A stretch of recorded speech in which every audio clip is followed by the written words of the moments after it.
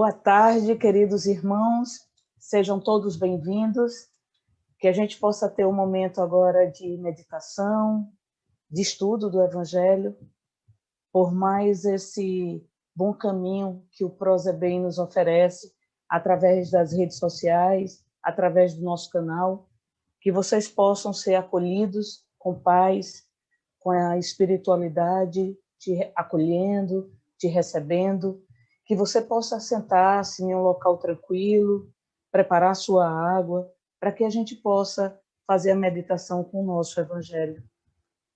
Vamos pedir a Jesus, neste momento, que a gente possa compreender a palavra do Evangelho, que ela não seja somente lida, mas que ela seja compreendida, que possamos tornar os nossos conhecimentos literários, o nosso conhecimento teórico, em prática cristã.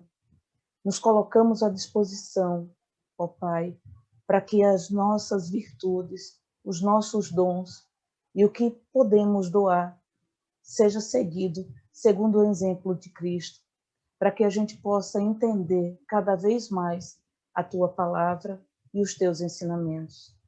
Que possamos abrir o nosso coração, permitir que essa palavra seja inserida de forma a ser internalizada, compreendida com a alma, não somente com o ouvido ou de forma teórica. Nos colocamos à disposição, Pai, de aprendermos um pouco mais a cada dia, a cada hora, a cada instante. Que assim seja. Separei um pensamento de Minuto de Sabedoria da página 37, que nos diz: por que está guardando tantas coisas inúteis? Para que tanta coisa em seus armários, quando seus irmãos estão com os deles vazios? Distribua tudo aquilo que ele não está servindo, para que sua alma não fique pesada demais quando se afastar da terra. O coração do homem está onde está teu tesouro. Se você juntar muitas coisas inúteis, a elas poderá permanecer preso, sem conseguir alçar voos para as regiões bem-aventuradas. Somos escolhidos, somos selecionados, então que a gente possa perceber qual é a nossa real grandeza. Então, meus irmãos, começamos pelo Minutos de Sabedoria, que já nos traz o pontapé inicial da nossa reflexão do Evangelho, do qual escolhi a beneficência. A beneficência, aliás, ela traz a compreensão de uma caridade prática e que a gente possa entender como diz o Evangelho e como a gente se comporta diante dessa aprendizagem. O primeiro itemzinho, ele traz o seguinte: a beneficência, meus amigos, vos proporcionará neste mundo os mais puros e os mais doces prazeres, as alegrias do coração que não são abaladas nem pelo remorso, nem pela indiferença. Se pudesseis compreender tudo que existe de grande e doce na generosidade das belas almas, este sentimento, que faz com que vejamos nosso próximo como a nós mesmos, com que nos dispamos com alegria para cobrir nosso irmão. Pudesseis, meus amigos, não ter outra ocupação, senão a de fazer outros felizes. Quais as festas do mundo que poderíeis comparar a essas festas alegres, quando, como representantes da divindade, dais alegria a essas pobres famílias que conhecem da vida apenas dificuldades e decepções?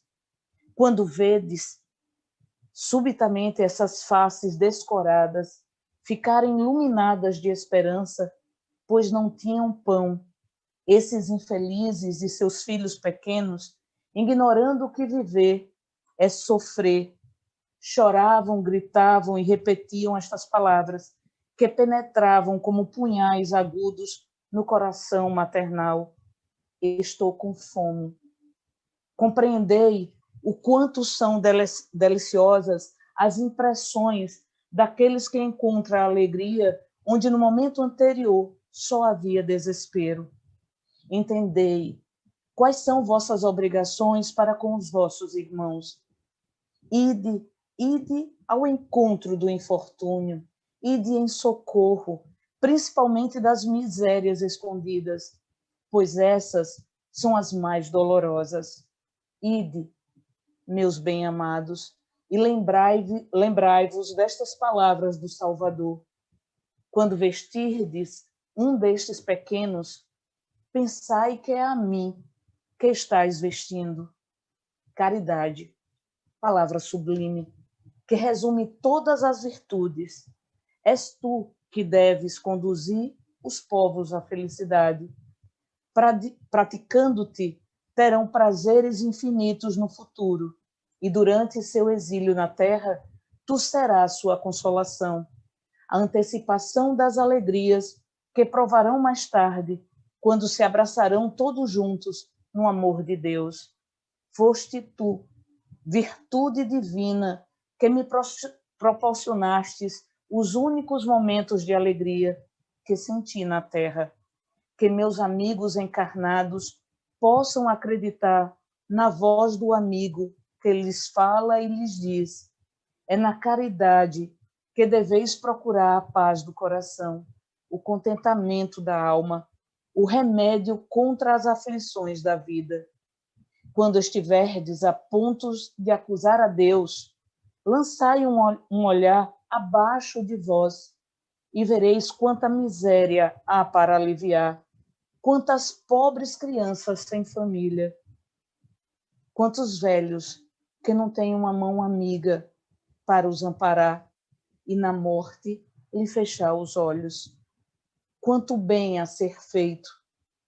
Não vos lamenteis, mas pelo contrário, agradecei a Deus e distribui sem limites a vontade, vossa simpatia, vosso amor, vosso dinheiro, a todos que, pobres dos bens deste mundo, se enfraquecem no sofrimento e na solidão.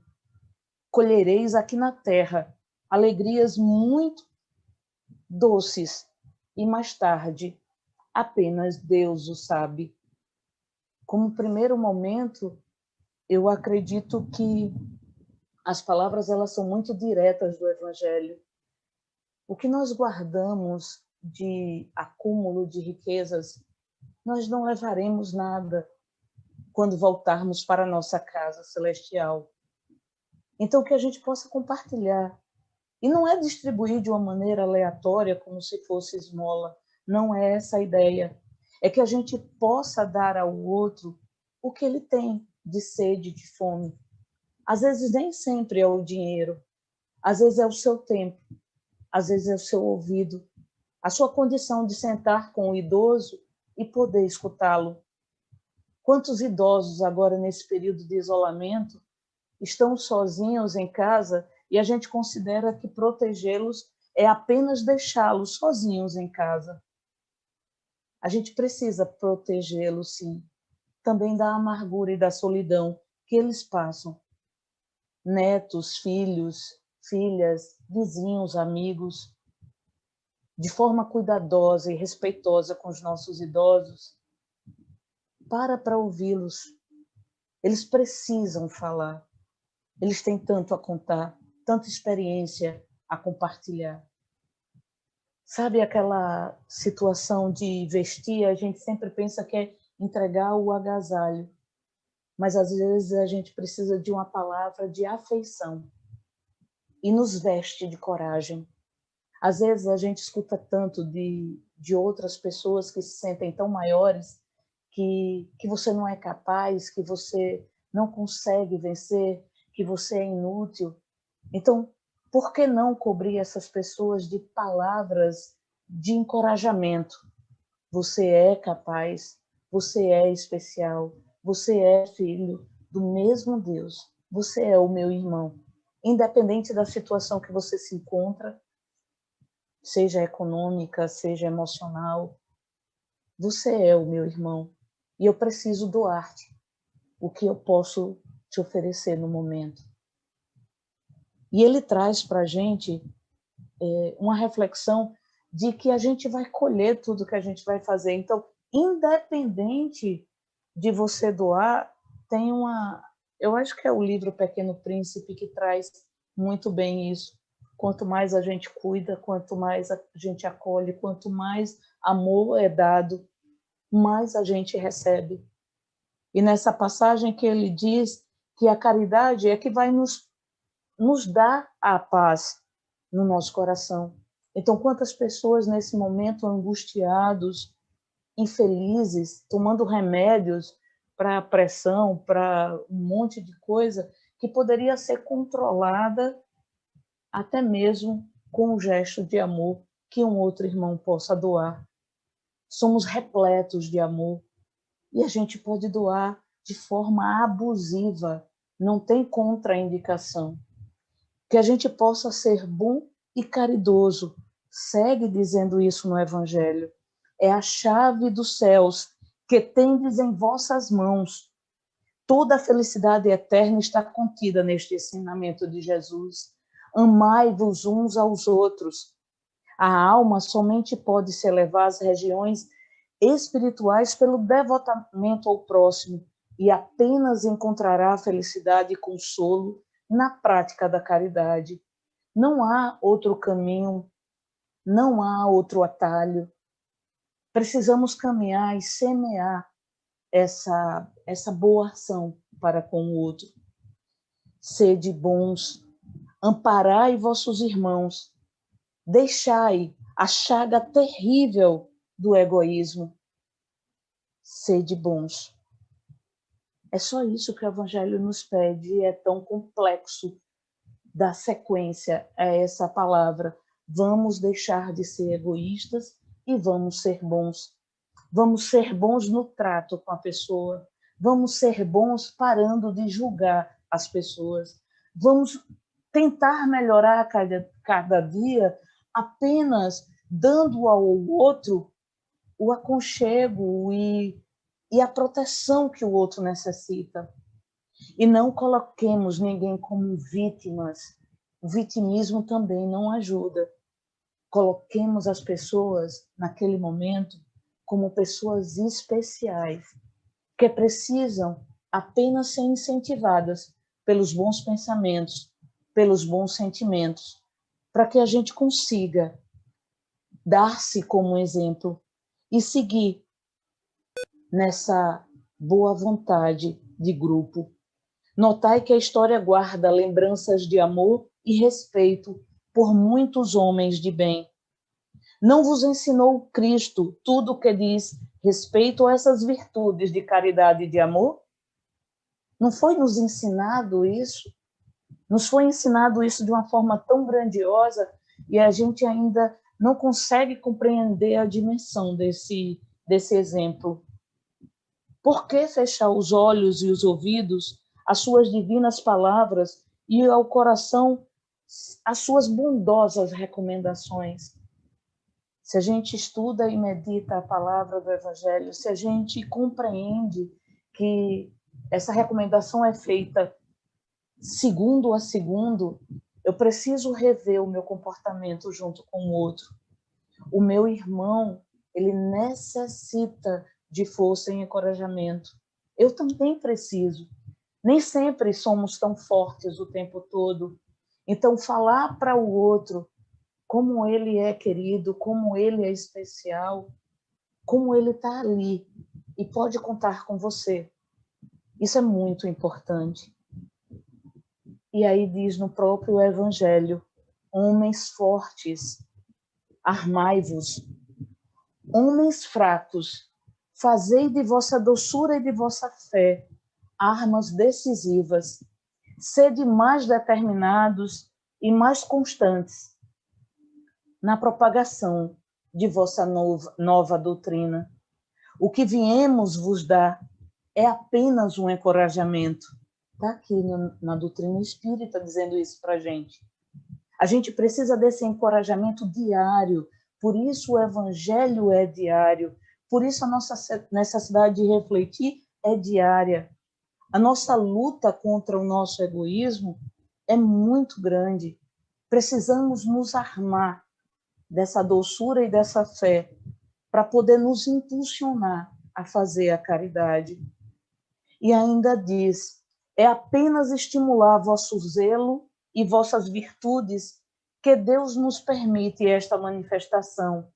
Porém, já vos bastaria a ajuda de Deus e da vossa própria vontade, pois as manifestações espíritas se produzem especialmente para aqueles que têm olhos fechados e os corações indóceis. Não espereis ouvir do próprio Espírito manifestação. Apenas siga a aprendizagem pelo exemplo já aprendido de Jesus. Deixai tudo, entrega-se na vontade divina. Compreenda o irmão que clama, está com fome, está com sede, está sozinho, está amargurado. A Casa do Prozebem é uma das casas que acolhem através de várias formas. Tem o acolhimento fraterno, tem os passes espirituais, tem os evangelhos diários, tem as palestras, as doutrinárias, que nos ajudam a refletir e nos aproximar cada vez mais da vontade divina, nos encorajando a vencer os nossos medos e nossas dificuldades. A caridade é a virtude fundamental que deve sustentar todo o edifício das virtudes terrenas. Sem elas, as outras não existem. Sem a caridade não existe esperança num futuro melhor. Não existe interesse moral que nos guie. Sem caridade não há fé, pois a fé é apenas um raio de luz que faz brilhar uma alma caridosa. É importante ter esse raio de luz, sem dúvida, mas o que nos garante o nosso acesso a outras regiões que permite nossa evolução é a caridade. É repetitivo falar de caridade para quem já é espírita e compreende que sem a caridade não há salvação. Mas a gente precisa compreender que não é somente a caridade material que a gente oferece por termos condições. E aí ele traz aqui um exemplo que é bem interessante, onde dois amigos, eu vou colocar enquanto dois amigos, tendo riqueza e o outro não tanta riqueza, oferecem tudo o que tem. Mas o amigo que tem riqueza, ele é rico.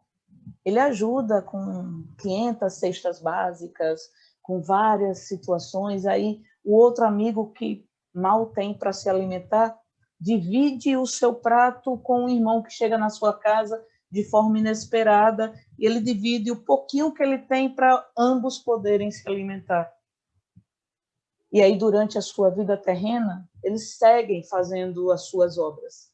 Mas quando chega no momento de pesar os seus sacos de contribuições e de doações, está lá um saco enorme, grande, pesado, do amigo rico, que muito contribuiu. E é importante que contribua, mas contribuiu por vaidade, porque muito tinha. Queria mostrar que era possível dar muito. E por vaidade, simplesmente esse saco enorme, cheio de doações, se torna leve, muito leve, na balança da justiça divina. Enquanto que o saco daquele amigo, que não é tão rico, mas de uma bondade imensa, de um coração imenso, todo o pouco que tinha compartilhava, esse seu saco, tão pequeno, tão leve, mas na balança da justiça divina, ele se tornou um bem pesado. E ele foi selecionado, escolhido para ficar ao lado esquerdo do Pai. E aí a gente diz o lado esquerdo, o lado direito, eu acho que seria o menos importante no momento, mas sim analisar o que eu faço das minhas doações. O que eu estou querendo? Eu quero um saco cheio de doações para poder mostrar-me para os outros, ou sem que o outro saiba, eu estou fazendo a minha parte. Eu estou doando de coração coisas que eu estou acumulando na minha casa e que atenderia muito mais a outras pessoas do que na minha casa. Eu estou, no caso, doando o meu tempo, eu estou ouvindo meus idosos, eu estou atendendo a jovens que estão com algumas perturbações, sejam psíquicas, emocionais. Eu estou parando para compreender o grito deles. Se eu faço isso de bom coração, de bom grado, compartilhando o dom que Deus me deu, se é de palavras certas na hora certa, se é de condição financeira para poder comprar, pagar, dar, mas sem a questão de enaltecer-me, eu estou no caminho certo. Mas se eu não faço isso para atender a necessidade do outro, e sim a minha vanglória, né? O meu enaltecer, eu estou no caminho errado. Ele traz para a gente ainda o exemplo de uma mulher rica que não tem necessidade de empregar seu tempo com o trabalho da casa, mas pode dedicar algumas horas sem benefício dos seus semelhantes. Bem, eu tenho a condição de pagar alguém para limpar minha casa e eu não tenho tempo para atender mais ninguém. Que tipo de doação é essa? Aí compre com as sobras dos seus gastos desnecessários algum agasalho para os infelizes, com a sobra do que se compra de forma desnecessária. Vamos analisar, meu irmão, porque todos vós podeis produzir. Dai vosso talento, diz o Evangelho, vossas inspirações, vosso coração, que Deus vos abençoará.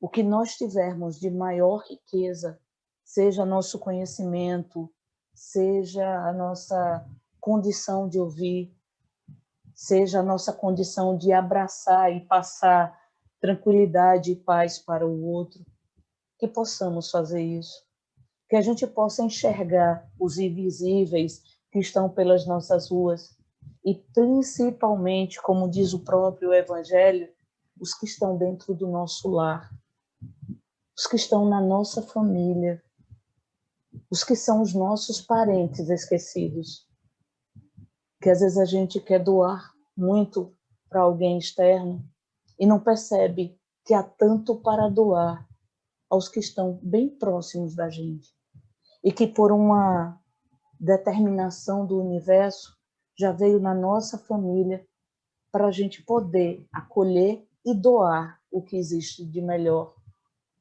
Às vezes são apenas irmãos que não estão na orientação devida. Então, que a gente possa perceber nossos irmãos consanguíneos, nossos sobrinhos, nossos filhos, nossos netos, de forma amorosa. Não os julgue, não os condene, mas doe amor para eles. Eles também precisam de ti. Acredito que o Evangelho nos retorna. Eu coloco retorna porque a gente coloca como a gente precisa do amor enquanto criança e a gente vai crescendo e parece que a gente vai esquecendo de como é fácil amar. Criança se joga no braço de alguém que sorri para ela. Criança confia cegamente no adulto que te apoia. E a gente se torna adulto e esquece como é bom se doar, se jogar nos braços de quem a gente confia. Então, doe confiança, doe fraternidade, doe carinho, doe palavras, doe seu tempo. Que a gente possa compreender nessa tarde o ensinamento de nosso Senhor Jesus, que a gente possa entender que o Evangelho não é apenas para ser lido, mas é para que a gente possa meditar de como eu estou nesse processo onde nos é chamado a trabalhar a beneficência. Como eu estou trabalhando, como eu estou doando, O que eu estou fazendo em nome do bem, em nome do amor dos meus irmãos, sejam encarnados ou até mesmo desencarnados. Quantos julgamentos eu ainda e quanta raiva eu posso de repente carregar com os meus irmãos que estão desencarnados. Vamos trazer o perdão, o amor para os que já partiram e que a gente de repente queria que eles agissem de forma diferente e não agiram, mas foi dado a eles um caminho e eles têm a livre escolha de seguir o caminho. Então compreendamos também os nossos irmãos desencarnados que de uma maneira ou de outra feriram a você com a falta de amor. Vamos amar todos eles. Então, que a gente possa agora silenciar novamente e pedir aos bons espíritos que nos acompanha, que nos protege, que nos orienta, que esse amor abundante nos envolva neste exato momento, que a gente perceba quão grande e divino é o amor do Pai para conosco, quão ricos nós somos em poder meditar a Tua palavra, em poder sentir a Tua presença, que a gente doe e receba amor e tudo o que é transformado em amor, que o alimento, que a roupa, que o nosso trabalho, que o nosso bem móvel ou imóvel seja abençoado por amor, que a nossa casa não seja uma mera casa, e sim um lar, que haja amor na nossa casa, que haja amor nas casas que frequentarmos, que a gente possa levar amor, compreensão, carinho, e que toda a vontade divina seja realizada neste exato momento. Que o meu egoísmo, que as minhas injúrias e angústias e sofrimentos sejam minimizados diante do grande amor do Pai. Agradecemos, ó Pai, por mais uma tarde do Evangelho, por mais um momento contrito e entregue a Ti em Teus braços. Em total confiança, nos jogamos nesse amor divino que nos envolve. E a proteção, ela é certeira e não mais sofreremos, porque compreenderemos nossas ações, iremos melhorar a cada dia. Assim seja. Luz e paz para todos vocês. E até um próximo encontro.